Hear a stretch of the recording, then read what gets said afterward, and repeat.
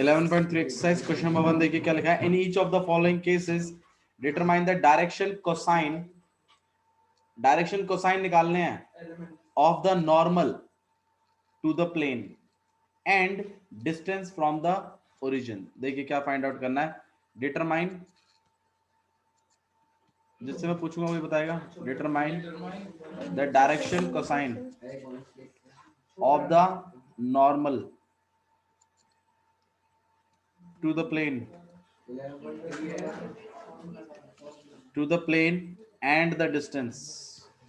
and the distance from the origin. Babu 11.3 in each of the following cases determine। इधर ध्यान दीजिए please, इधर देखो साहिल। डिटरमाइन द डायरेक्शन कोसाइन, क्या find out करना है? डायरेक्शन कोसाइन मतलब LMN फाइंड आउट करने हैं। किसके? नॉर्मल के। मतलब या तो आप नॉर्मल वेक्टर निकालें और फिर उसका यूनिट वेक्टर निकाल दो, और या तो जानबूझकर प्लेन की ऐसी इक्वेशन निकालें जिसमें नॉर्मल वेक्टर का यूज होता हो। तो याद करिए ऐसे कौन से प्लेन की इक्वेशन है? R vector dot n cap, जहां पे स्मॉल डी का डिनोट करता है। तो एक तो आपसे डायरेक्शन कोसाइन पूछे गए हैं किसके? नॉर्मल के क्वेश्चन में, और आपसे डिस्टेंस भी तो पूछा गया है। तो ऑब्वियसली बात है हमारी कोशिश रहेगी किसी तरीके से इस वाले फॉर्मेट में लेके आने की। ठीक है, प्लेन की इक्वेशन देखिए कैसी है। प्लेन की इक्वेशन है z इक्वल टू 2। बस ठीक है, अभी आपको माइंड भी थोड़ा सा अजीब सा लग रहा हो, एक काम करते हैं इसको बाद में देखेंगे। इस वाले को देखो, x plus y plus z equal to 1, ये है प्लेन की इक्वेशन। तो मुझे एक बात बताओ, ये वाली मुझे इसमें चाहिए, ये कार्टेशियन फॉर्मेट में है। इसकी कार्टेशियन फॉर्मेट में इक्वेशन होती थी Lx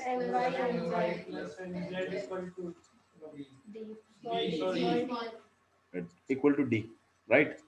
अब मुझे बताओ, अच्छा इसी पैटर्न में दूसरी भी थी एक, कौन सी वाली थी? ax plus by plus cz equals to capital D। अब आप मुझे बताओ ये वाली है इक्वेशन की ये वाली है? ये वाली कौन सी वाली है? डॉट वाली नॉर्मल वाली है, यूनिट वेक्टर वाली है, कि ये वाली है r vector dot n vector वाली है? गगन गगन लेट वेक्टर वाली है। कैसे पता? यूनिट वेक्टर बन नहीं आया वो। यूनिट वेक्टर का मैग्नीट्यूड मतलब इनका स्क्वायर कर करा के 1 आता तो मैं कह देता ये वाली है। लेकिन इधर देखो, यहाँ तो 1 है, यहाँ पर भी 1 है और यहाँ पर भी 1 है, और 1 का स्क्वायर अंडर रूट के अंदर अंडर रूट 3 आता है, ना कि अंडर रूट 1।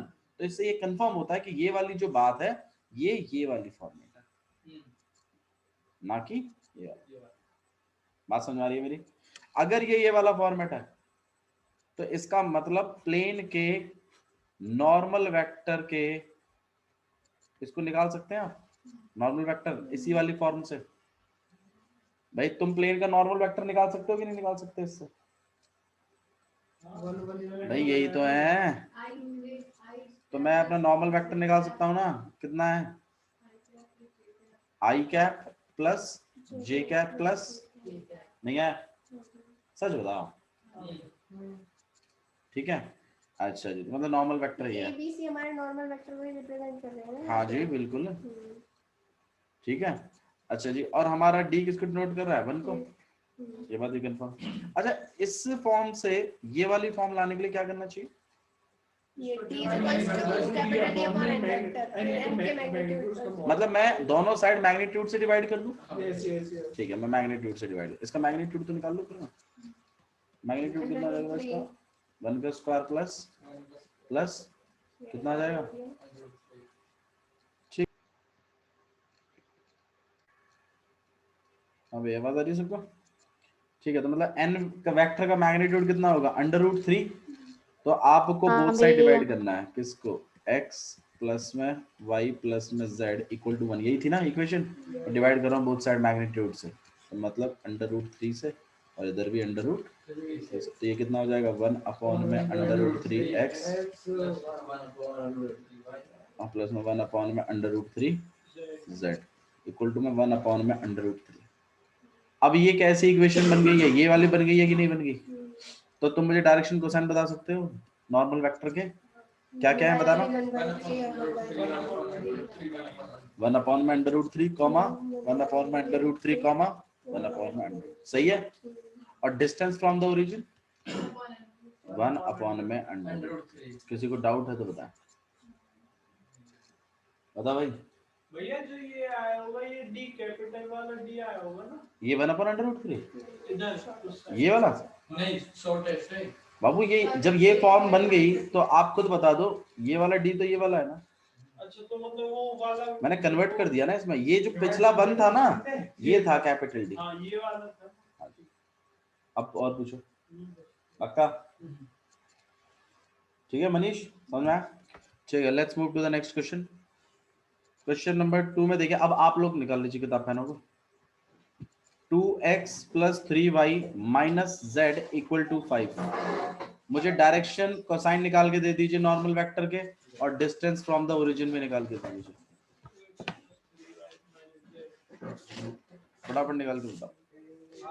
ये n वेक्टर है कि n कैप है? n वेक्टर है, बहुत बढ़िया। अगर ये n वेक्टर है तो भैया फिर डिवाइड तो करना पड़ेगा कि डायरेक्शन कोसाइन चाहिए और डिस्टेंस फ्रॉम द ओरिजिन चाहिए। तो वेक्टर होगा आपके पास 2i प्लस में 3j और माइनस k। सही है। अच्छा जी, दूसरी चीज आपने मैग्नीट्यूड निकालना है। मैग्नीट्यूड कितना हो जाएगा आपके पास? √2 का स्क्वायर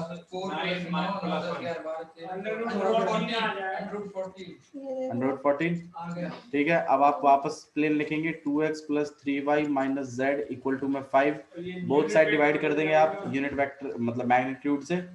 ठीक है, तो हम लोग √14 से और इस साइड में हम √14, तो हमारे पास आ जाएगा 2 में। हाँ बाबू, तभी तो बैलेंस रहेगा। और यहाँ पे -z -1 में √14 z इक्वल टू में 5 में √14। और आपके डायरेक्शन को साइंस आ चुके हैं 2 में √14, 3 में √14 और -1 में √14 और distance from the origin is 5 में √14।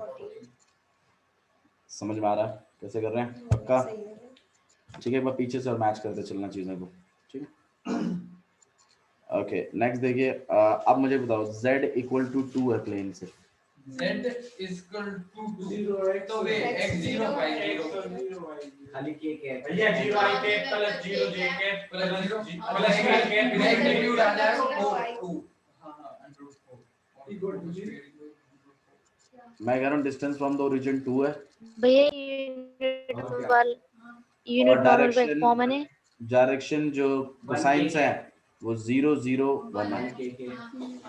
कुछ मैग्नीट्यूड से डिवाइड करने की जरूरत है, मैं तो ये कह रहा हूँ 1 ही है और क्या? हां 1 है नहीं आ गया नहीं भाई, आगे का जो कोफिशिएंट है इनका स्क्वायर करके देखो ना। मैग्नीट्यूड बता रहे हैं तुम्हें, n कैप है ये और n कैप है, तो r vector dot n cap है इक्वल टू में स्मॉल d वाली है ये वाली है, तो इसका lx plus my plus nz equal to में स्मॉल d। तो आप कंपेयर नहीं कर सकते? डायरेक्शन कोसाइन क्या होंगे इनके? 0, 0, 1 और इसका डिस्टेंस कितना होगा? इसके लिए मैग्नीट्यूड से डिवाइड करने की जरूरत है क्या? नेक्स्ट क्वेश्चन देखिए 5y, चलो इसमें देख लेते हैं तुम्हें। 5y + 8 = 0 कैसे? माइनस हो जाएगा और माइनस से डिवाइड कर देंगे। माइनस तो होगा ही नहीं, डिस्टेंस कभी नेगेटिव नहीं होता, तो ये माइनस नहीं चलेगा, यहाँ माइनस को इधर जाना ही पड़ेगा, तो यहाँ -5। ठीक है, तो आपके पास 0x plus -5y plus 0z। अब कौन सा वाला? ये ax वाला है lx वाला है, तो n वेक्टर बन जाएगा। n वेक्टर कितना होगा आपके पास? -5j बस।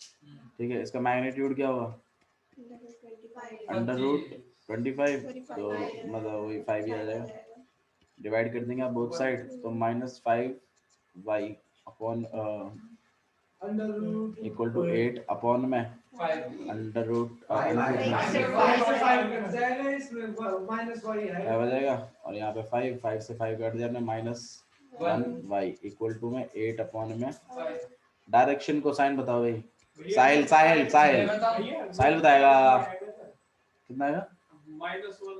अरे ये रूट के ना, रूट नहीं आएगा, अच्छा सॉरी, हाँ जी, अरे बता साहिल। 0, 0, माइनस 1 गलत भाई।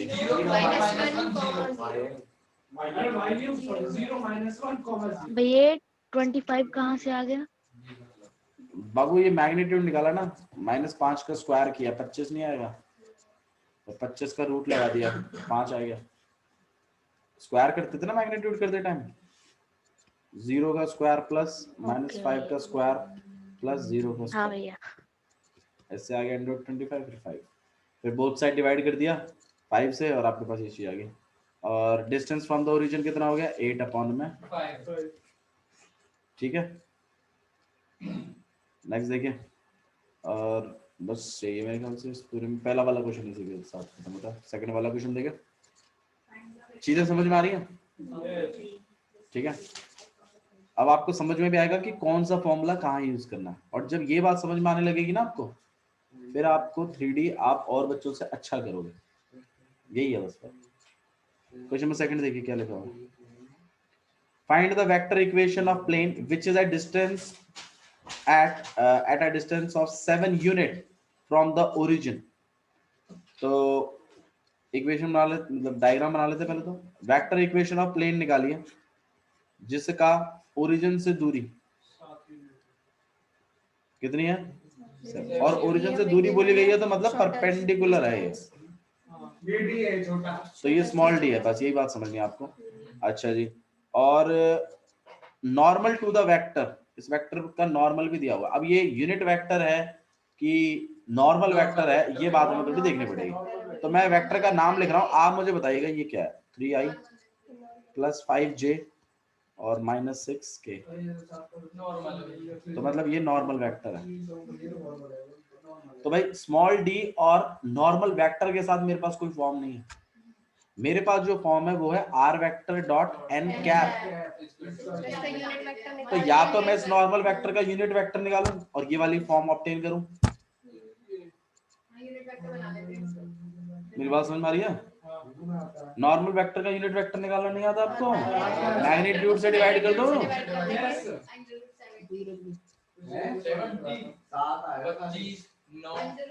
तो ये नॉर्मल वेक्टर तो हमने, हाँ नॉर्मल वेक्टर, बस ठीक है, नॉर्मल वेक्टर में लिखा हुआ है 3i। ठीक है, और वेक्टर इक्वेशन निकालनी है प्लेन की, इस प्लेन की इक्वेशन बतानी है आपको। ठीक है, तो मैं n कैप का बंदोबस्त कर रहा हूँ, पहले मैग्नीट्यूड तो निकाल लूं। मैग्नीट्यूड कितना हो जाएगा, 3 का स्क्वायर कितना हो जाएगा, √70। इसका 5 किसी से भी √70 ही रहेगा, इसका 10 ही रहेगा, किसी से 5 से भी ठीक है। तो यहाँ पे √70 रहेगा।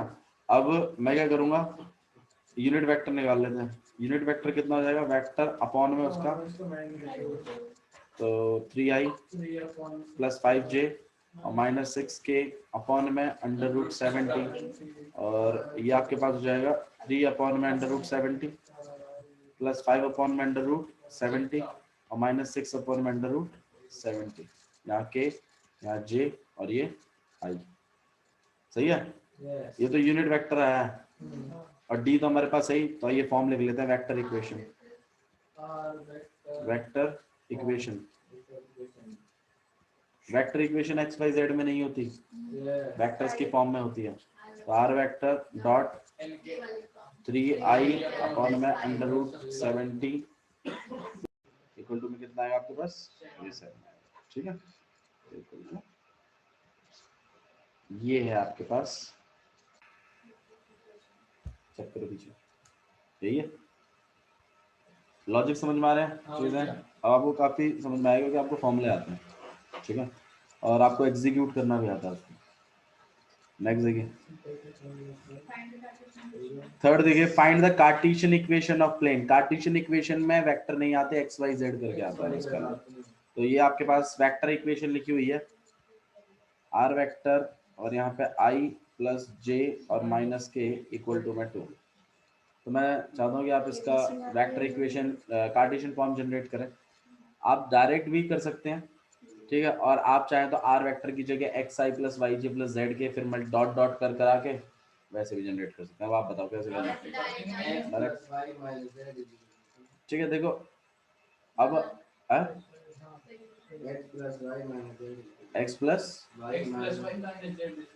हाँ जी, आप देखो मल्टीप्लाई भी कर सकते हैं। आर वेक्टर की जगह ऑब्वियसली बात है एक्स आई आर्बिट्री पॉइंट है, वाई जे और प्लस जेड के, नहीं प्लस बाबू ये सब प्लस में, मैं इसको डॉट करवाऊंगा इसके साथ, I plus J minus equal to में 2 करवा दीजिए, आई को आई के साथ, तो मतलब x प्लस वाई और माइनस जेड इक्वल टू में 2। ये जो प्लेन है आपके पास ये है कार्टेशियन फॉर्म, नहीं ठीक है।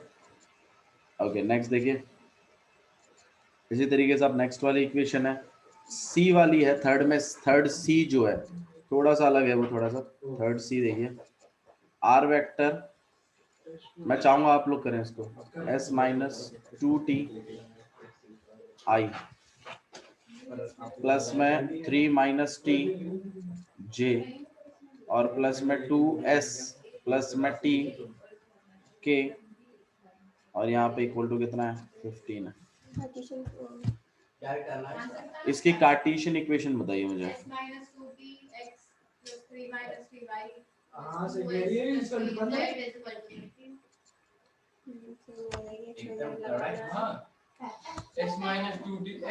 भाई देखो आर की जगह आप ऑब्वियस सी बात है एक्स आई प्लस वाई जे और प्लस जेड के लिखोगे, और जब डॉट करोगे तो आई वाला आई के साथ मतलब एक्स वाला इसके साथ मल्टीप्लाई में आएगा। तो आपकी कार्टेशियन फॉर्म ऐसी लिखी रहती है, याद करो A X plus equal to capital D, कुछ समथिंग कुछ ऐसे लिखी थी, मतलब एक्स वाई जेड लिखे रहते हैं पीछे में। तो आपके उसी हिसाब से हमें लिखना है कि s minus 2t x plus 3 minus T Y और plus 2s plus T Z equal to में 15। This is the equation. नहीं है पक्का? Very nice. तो नेक्स्ट देखो question number 4, find the coordinate. अच्छा ये सब तो क्वेश्चन थोड़े से नॉर्मल है, आप इनमें आप ना ट्राई कर सकते हैं इन क्वेश्चंस को, ठीक है। फोर्थ वाला, हाँ जी, find the coordinate of foot, हाँ मुझे फोर्थ क्वेश्चन कराना है, yes fourth question exam point of view से काफी इंपॉर्टेंट है, ठीक है। तो इसके कंसेप्ट को देख लेते हैं, मैं कंसेप्ट सिखाऊंगा तुम्हें बस खाली, ठीक है, क्वेश्चन आप ही करेंगे सारे। In the following cases find the coordinate of the foot of the perpendicular drawn from the origin.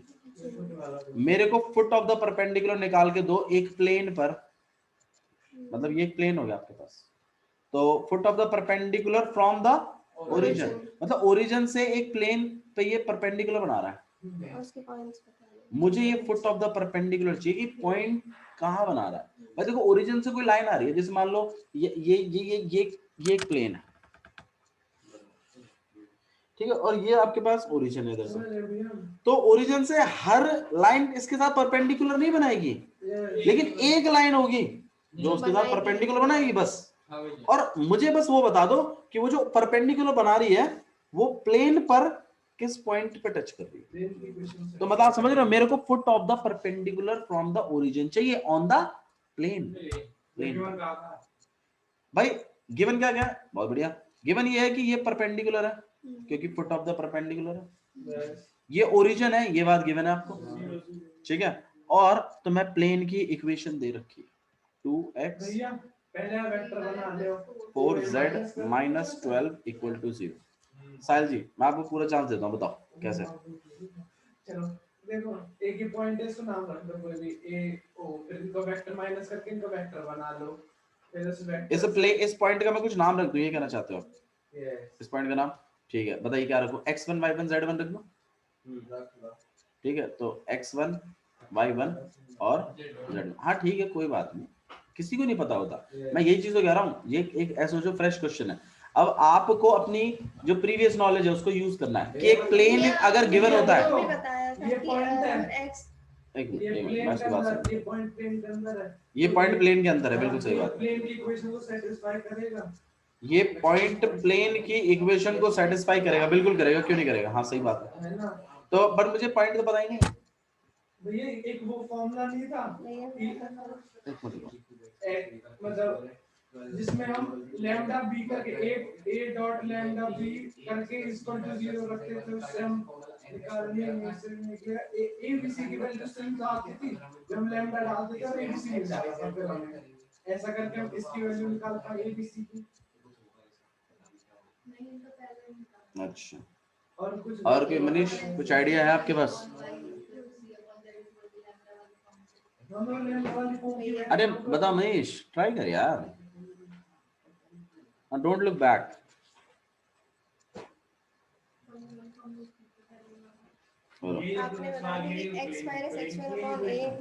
हाँ ये 2x + 3y + 4z - 12 = 0 है प्लेन की।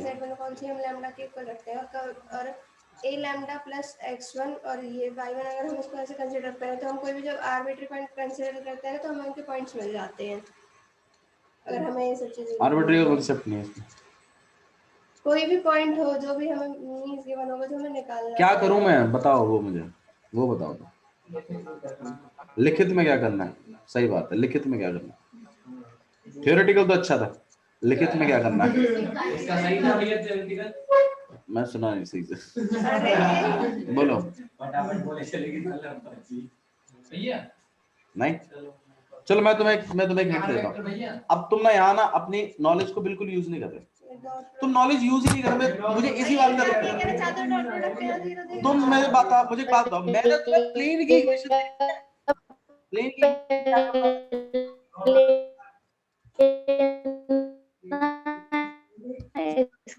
के मतलब निकाल लो डायरेक्शन कोसाइन। मुझे सबसे बड़ी डिसअपॉइंटमेंट यहाँ पर ये हो रही है कि आपको यही नहीं पता कि आपके पास पावर्स क्या क्या हैं। मैंने एक मिनट, लेट मी कंप्लीट। मैंने आपको प्लेन की इक्वेशन दे दी, क्या बता सकते हो मनीष इससे? प्लेन की इक्वेशन से क्या क्या पता चलता है, तुम ये बता दो बस।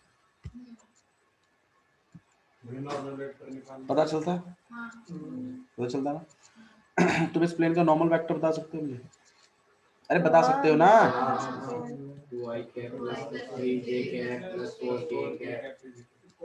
गलत तो नहीं कह रहा मैं? नॉर्मल वेक्टर है, और इनके बीच में अगर मैं कोई वेक्टर जनरेट कर दूं तो वो भी नॉर्मल है, वो दोनों आपस में पैरेलल है, है ना भाई? ये पॉइंट जो भी है, मेरे साहिल ने सही बताया था कि एक पॉइंट ले लेंगे भैया, इन दोनों के बीच में भैया एक वेक्टर बना देंगे, पर ये बात सुनने मुझे नहीं, लेकिन ये जो वेक्टर होगा भाई ये भी तो प्लेन के नॉर्मल ही है, और ये नॉर्मल तो है ही नॉर्मल, तो ये और ये आपस में प्रोपोर्शनल होंगे कि नहीं होंगे? होंगे, बहुत बढ़िया। तो मैं इस वेक्टर को जनरेट करवा दूं, मेरा कोऑर्डिनेट तो तुमने ही सेट करे x1 y1 z1, तो ये वेक्टर भी मेरे ख्याल से x1i प्लस y1j और प्लस z1 के होगा कि नहीं होगा, और ये इसके प्रोपोर्शनल होगा, तो मतलब मैं कहीं ना कहीं x1/2 और y1/3 और z1/4 इक्वल टू सम कुछ कांस्टेंट लिख सकता हूँ कि नहीं लिख सकता? सही है, मतलब x1 की जो वैल्यू है वो है 2 लैम्डा, y1 की जो वैल्यू है वो है 3 लैम्डा, और z1 की जो वैल्यू है वो है 4 लैम्डा। हाँ या ना? अब ये पॉइंट इस प्लेन पर भी तो है, तो ये इस इक्वेशन को सेटिस्फाई करेगा। मैं इन पॉइंटों को उठा के इसमें डाल दूंगा, सब कुछ लैम्डा में चमकेगा, लैम्डा निकाल देंगे, और लैम्डा निकलते ही इनमें वापस डाल देंगे, तो मेरे पास x1 y1 और z1 नहीं नहीं ठीक है। तो यहाँ पे 2 ब्रैकेट के अंदर 2 लैम्डा प्लस 3 ब्रैकेट के अंदर 3 लैम्डा प्लस 4 ब्रैकेट के अंदर 4 लैम्डा और इक्वल टू 12। यहाँ पे 4 lambda 9 lambda 16 lambda equal to 12 20 29। तो 29 लैम्डा इक्वल टू में 12 लैम्डा इक्वल टू में 12 अपॉन में 29 इन पॉइंटों में यही डाल रहा हूँ मैं। तो x1 कितना आ जाएगा आपके पास 24 अपॉन में 29। y1 कितना आ जाएगा आपके पास 36 अपॉन में 29 और z1 कितना आ जाएगा 48 अपॉन में 29। हाँ या ना? ठीक है, इसी बेस्ड पर आपके 3 क्वेश्चन और है, मैं चाहता हूँ आप घर से निकाल के लाएं। ठीक है ठीक है लेंगे